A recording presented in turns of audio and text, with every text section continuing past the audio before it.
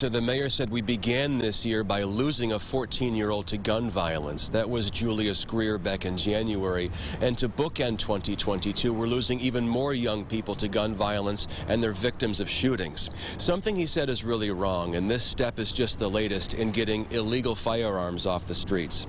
This lawsuit is seeking to hold major manufacturers, importers, and distributors of guns responsible for the illegal sale and distribution of firearms across the city. That includes companies like Smith & Wesson, Glock, and Remington.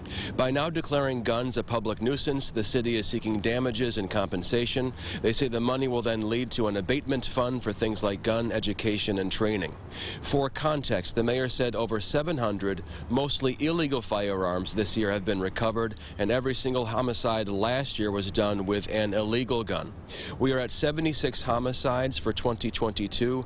81 lives were lost last year, and that was a record for the city of Rochester.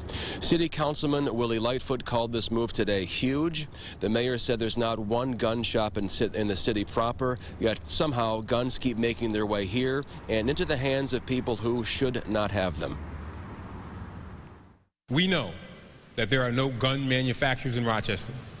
We know that there are no gun shops in Rochester. But we know that guns flow into this city like the great waters of the Genesee. Rochester, to be very clear, this is huge.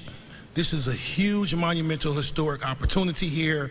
When you look at examples of the impact of what is happening here today, you just simply have to look at the tobacco industry, look at the opiate industry to really see the impact that this has when changing the course of action of how manufacturers handle when they're hit in their bottom line, which is their pocket. And the mayor said, please know this is not about legal gun owners. It's strictly about illegal guns on the city streets.